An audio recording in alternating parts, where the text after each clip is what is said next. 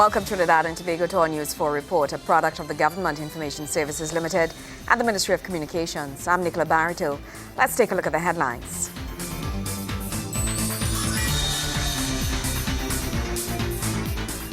Government assures the viability of Caribbean Airlines Limited. The third annual Caribbean Investment Forum kicks off. And long service employees get rewards at the HDC.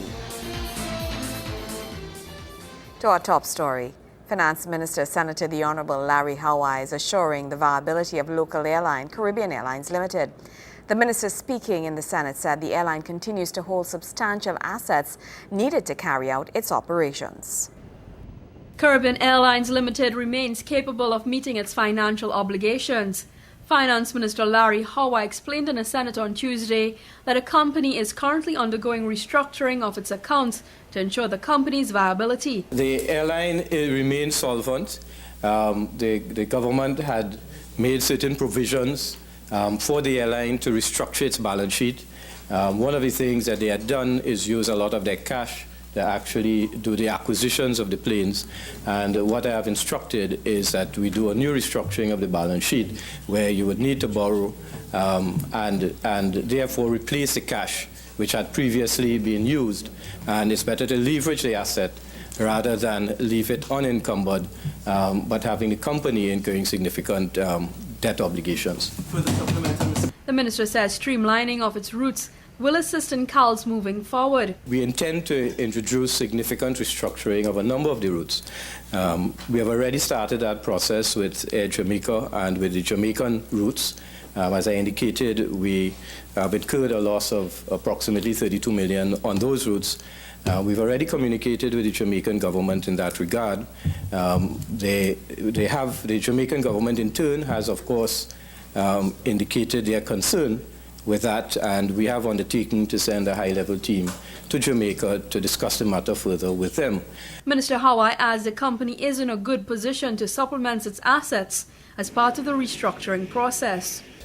The company has assets. It may be cash-strapped, but it has assets.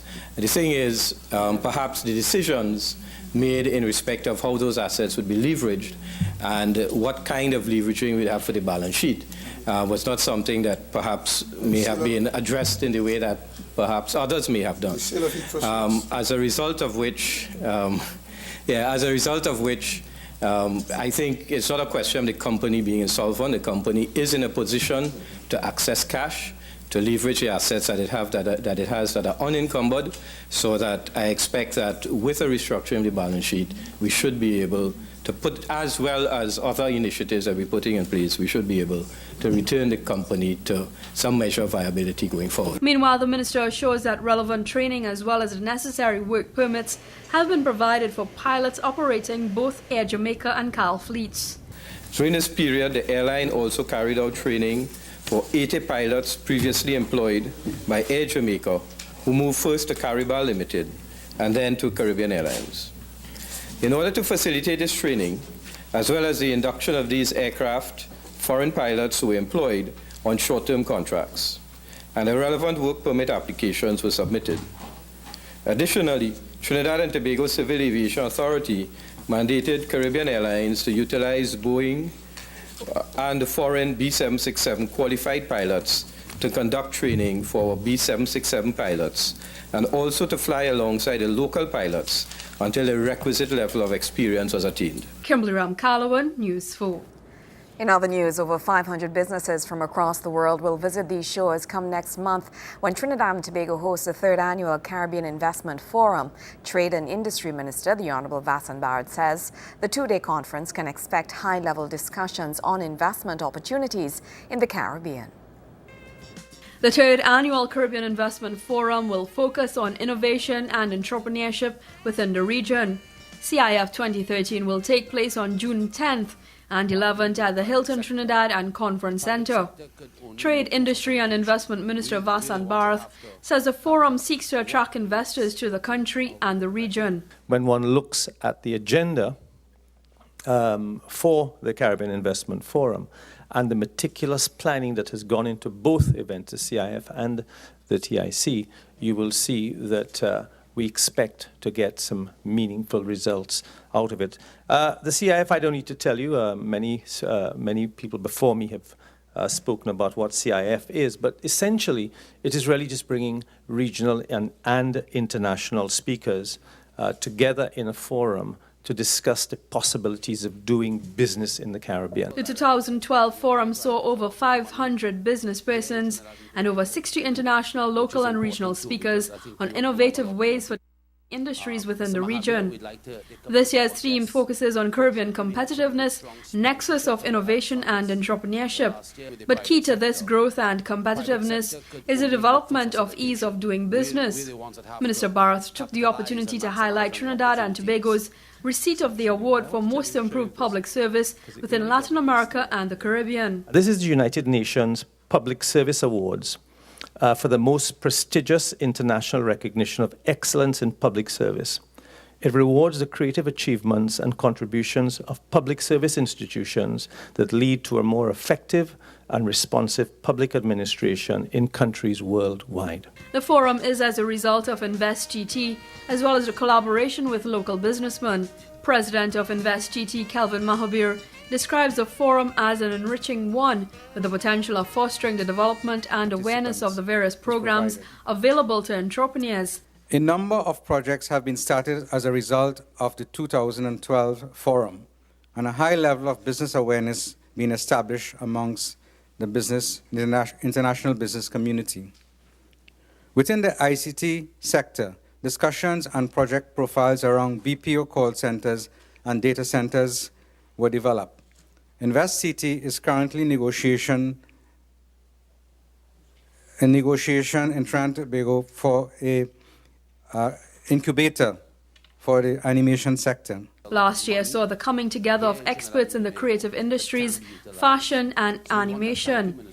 Returning this year is Jason Lindsay, Managing Director of Full Circle Animation, who spoke of his experience in the 2012 event and how it benefited him. From a practitioner standpoint, the Caribbean Investment Forum has been, for us, one of the most effective platforms that allows local businesses looking for ways to innovate and develop their business models to have that opportunity to access, if not investment, to understand and access investment opportunities and options.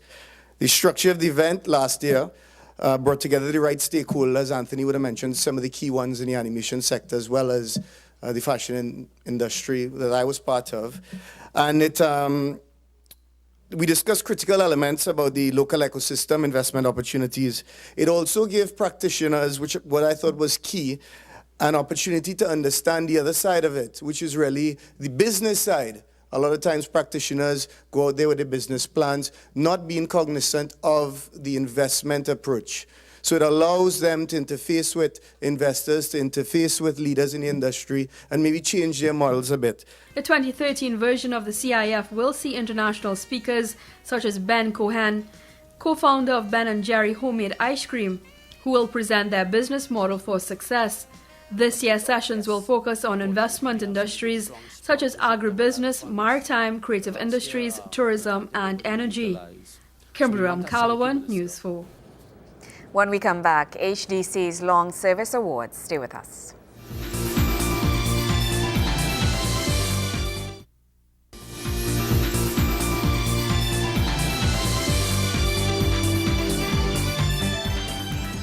Thank you for staying with us. Minister of Sport, the Honourable Anil Roberts, is piloting the Anti-Doping in Sport Bill in the Senate. Minister Roberts says the bill will ensure the importance of clean sport is recognised throughout the country. The Anti-Doping in Sport Bill 2013 will align Trinidad and Tobago with the international standards governing doping in sport. Minister Roberts explains the bill dovetails with the UNESCO Convention Against Doping in Sport, which was ratified in 2007, and Trinidad and Tobago is a signatory too. The sports minister says although this country has never been involved in a doping scandal, the bill is necessary to ensure all stakeholders are fully aware and educated about doping in sport. Trinidad and Tobago has been privileged over the years to have, whether by chance or by design, whether by education, whether great coaching, or by just great integrity, parenting, and community spirit, we have dodged the bullet of a major scandal or any major embarrassment by our Olympic medal or World Championship medal winners having tested positive. We hope that that continues, and we will ensure, by passing this bill and ensuring that there are more people of the intellectual capacity and capital to educate not only our coaches, our trainers, our massage therapists, our teachers in physical education, our national coaches on all levels about the importance of clean sport. The sports minister promises that the government will do what it takes to make the bill as strong as possible. Any amendments that they would like to see, I will listen to their contributions, and at committee stage, the government is most amenable to making any changes to make the legislation clearer or stronger. Gregory McBurney, News 4. On Monday, the Honourable Prime Minister mentioned plans for GPS tracking for the monitoring and dispatching of police vehicles. The Honourable Kamala Persad-Bissessar made the announcement during a meeting where she unveiled the plans to improve the fight against crime. Prime Minister Kamala Persad-Bissessar says the 300-plus police vehicles to be added to the current fleet have been outfitted with GPS tracking systems.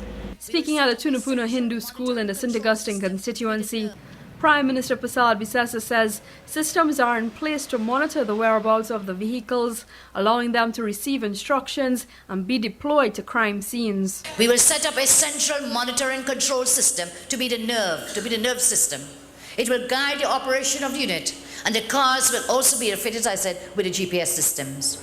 With a GPS installed, and by the way, we have already begun outfitting vehicles, police vehicles with a GPS. We had promised it in 2010. By now, I'm advised about 300 of those vehicles are already outfitted, and on stream we keep rolling out each month more of them. So with the GPS installed, the control room will know where each vehicle is and the manner in which they can be dispatched, sent out within minutes. Very important. So we have the cars, we have vehicles out there, but you don't know where they are. And sometimes they're parked up on the beach. And I don't know if it's those nice beaches as Mr. Cadiz is promising to fix up for us, or they parked up in a rum shop somewhere. But with a GPS, we can track where they are. We can see where they are. There will be a digital footprint, as it were, and we will know where they are. And therefore, when the calls come, the vehicles that are closest to whatever incident is taking place, we can then deploy them. The Prime Minister underscored the importance of this in the fight against crime and providing citizen security. These vehicles will come with the technology that we need to fight crime. Those vehicles will be outfitted with a GPS and other technological improvements to make them more effective. Out of those 300 first set of vehicles, 77 will be used exclusively for the new rapid response unit. 51 of these will be on 24-hour patrol. The police will be mobile all over the land, 24 hours a day. And these cars on the roads with police officers in each of them. That will be part of the rapid response unit. There are 15 police regions, and no matter where you are, that rapid response unit will be answering your cry for help. She added this will be supplemented by the additional training of police officers within the system. As early as June, we'll start training special reserve police officers through facilities we have, COSTAT, UWI, and UTT. What we are assured is that thousands of persons will be trained between June and December of this year. Thank you, Minister Karim, and thank you, police officers.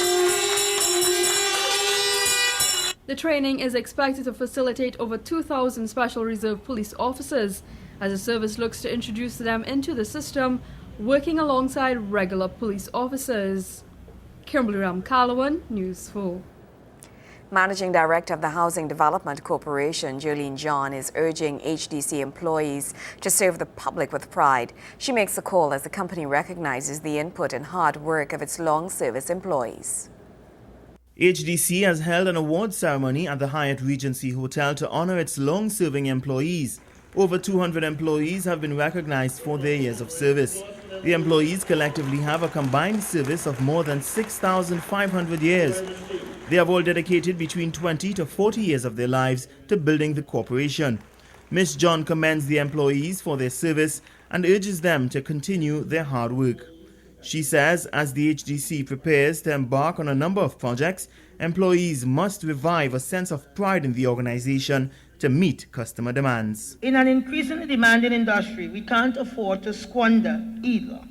So for that reason, I want us all to lead the HDC in a way that reinvokes the pride I believe we all felt on our first day at work.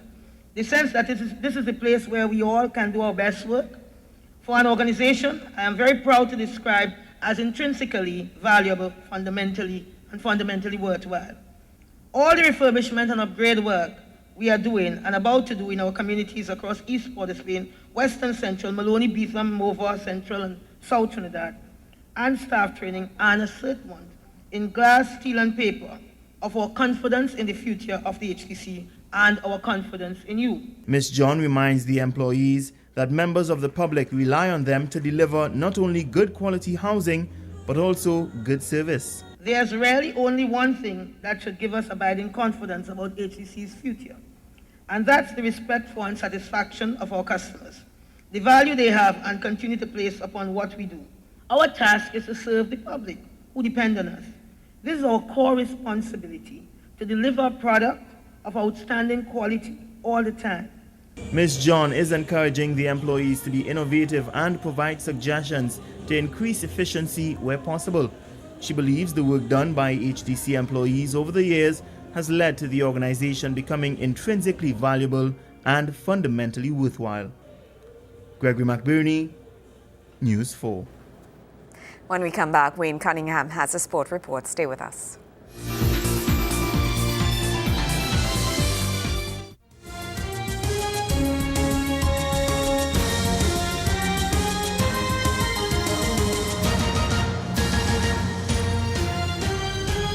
The Trinidad and Tobago Women's League Football kicked off competition for its 2013 season on the weekend with matches nationwide. Now, the feature clash on the fixture was between St. Augustine Sports Club and St. Anne's Rangers. Here's Wayne Cunningham with the highlights. Desiree Sargent of St. Augustine and Jason Spence of St. Anne's Rangers are two of the top coaches in women's football, and they match wits at the St. Augustine Secondary School on Saturday as the 2013 season of the Premiership Division in the Women's Football League kicked off. St. Augustine had the first real try of the match, the Patrice Campbell free kick causing some problems for Tanisha Palmer in the Rangers' goal, but she managed to turn it around the corner. Maya Matuk showed some good skill and control to get the first shot on goal off for Rangers. But it will be Campbell disturbing the inner netting first. Once again, it was a dead ball situation. This time, Palmer had no chance. Campbell with a perfect strike to make it 1-0 St. Augustine. St. Augustine now had their tails up and only Palmer kept Rangers in the match. She denies Chelsea Gibbs' hair.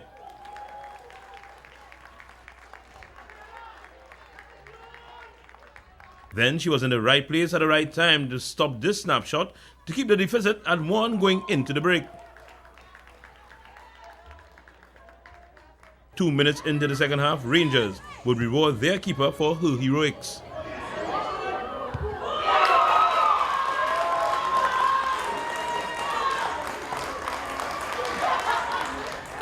The cross from Thais Smith is expertly taken by Matuk, who makes no mistake and ties up the score at 1.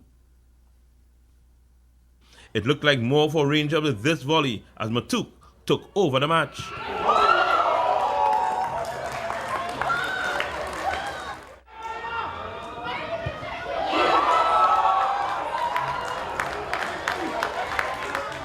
St. Augustine did not go to sleep though, but Palmer was still a wall in the Rangers' goal. Rangers got an ideal opportunity for the go-ahead item when they were awarded a penalty in the 72nd minute. But former national goalkeeper Nicole Mitchell made up for her error by saving the spot kick from Asha Jones to leave this match tied at 1 by the final whistle. Wayne Cunningham, News 4 Sports. More authority for lifeguards. That's coming up when we return.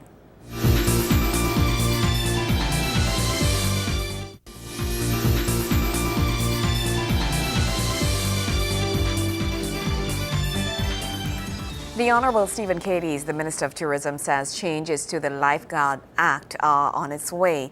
The aim is to give more authority to the men on the nation's beaches, enabling them to protect and safeguard visitors at the beach. He was speaking during the opening of the new lifeguard facility in Toko. Toko Beach, home to the most popular surfing, camping and vacationing spots along the northeast coast of Trinidad, has gotten a new lifeguard facility to aid with a growing influx of tourists. Tourism Minister Stephen Cadiz says the addition of the facility to the beach is part of the ministry's trust at ensuring beach safety for all visitors. The minister adds transformation of the lifeguard service towards international standards is coming. We intend to have a more visible, effective and agile lifeguard service with modern and appropriate facilities for both men and women, a robust education and training unit, a policy development team, information technology support for reporting and rapid interface, a new vehicle and equipment maintenance team, and a superior management team that allows for growth and upward mobility of all lifeguards. He says new legislation will soon be laid in Parliament, giving lifeguards the jurisdiction needed for them to issue warnings and preventative measures to visitors at the beach wishing to enter dangerous waters. Should somebody disregard those that appeal and go into the water, if they get into trouble, guess who has to go in now to go and save them? It is the same lifeguard. And therefore we feel a lifeguard should not be putting himself or herself at any unnecessary risk. And therefore we have to find a way to prevent that. And therefore with the new Lifeguard Act that is going to be coming in very soon, we hope, all of these are issues that are going to be addressed in the new Lifeguard Act. Minister Cadiz says meeting international standards requires the establishing of a beach management authority charged with the aim of overseeing these tourism sites and the upkeeping of its appearance. It is therefore critical that our beaches meet international standards in terms of ease of access, beach safety management, standards of hygiene, Terry, very important for Solibia, standards of hygiene and safety and security. It is for this reason that we envisage the possible need to establish a beach management authority. And this would be in addition, of course, to the Lifeguard Act, which would be a beach management authority. The objective of the Beach Management Authority will be for a general oversight of beach sites, coastal zone management and upkeep, security, maintenance of ancillary facilities such as restrooms, change rooms, showers, lifeguard towers, car parks, and supervision of rentable cabanas for food and beverage sales through concessionaire arrangements. The Toko Lifeguard facility has 10 lifeguards on staff.